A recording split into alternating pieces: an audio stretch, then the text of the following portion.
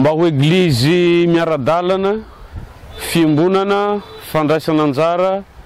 asa fanirahana. Io teny manetana ny sinodany évêque maneran-tany io, izay homany amin'ny oktobra 2024 no raisina ho teny faneva koa eto amin'ny paroisse Masimbavy Luizy de Mariaky eto Tanambao. Ary mba hiombonana amin'izany fanokafana ny taona pastoraly izany dia manomana hetsika lehibe ny eto amin'ny paroisse izay ravahina amin'ny antsoina hoe journée d'amitié. Manomboka amin'ny sabotsy 20 oktobra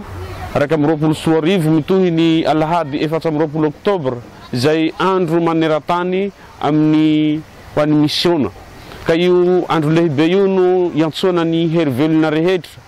ho fiombonana, ho fandraisana tanana ny fiainam-piangonana ary handraisany rehetra anjara amin'izany asa fanirahana sy fitoriana ny vaovao mahafaly izany. Koa eto no iantsoana sy anetanana ny herivelona rehetra mba hiombona amin'izany andro lehibe ho atsika eto amin'ny paroisse Masimbavy Luizy de Mariaky, indrindra ireo ao anatin'ny fikambanana masina. Satria raha singadina manokana ny sabotsy manomboka amin'ny 7 maraina dia natokana ho an'ny fikambanana masina rehetra, na ny fikambanana masina tanora, na ireo efa lehibe, na ireo zay ao anatin'ny vonjona, dia homena 10 minitra isany mba hitantara sy hanambara inona ny antom-pisian'io fikambanana io sy ny vondrona io eo anivon'ny fiangonana, inona ny asany, inona ny iraka ho tanterahiny ary hitondra inona eo anivon'ny fiangonana ho an'ny vahoakan'Andriamanitra manontolo. Ary ny alahady dia mitohy amin'ny lamesa amin'ny faharoa amin'ny 8 sasany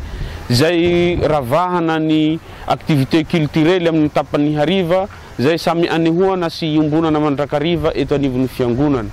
Koa sady misaotra sahady andreo zay efa vonona sy liana amin'izany fotoana izany no manetana ny hafa koa izay mbola sy tafiditra ao anatin'izany rehetra izany, na izay mbola tsy ao anatin'ny fikambanana masina, na izay tsy tafiditra ao anatin'ny vondrona, dia saina mba hiombona tanteraka ary hanjay anjara amin'ny asan'ny fiangonana, indrindra hivelona ny finoana isanandro eo amin'ny fiainana. Ka doa mirary soa atsika rehetra ary manetana atsika mba ho tratsy izany andro malaza izany eto anivon'ny fiangonana atsika manontolo.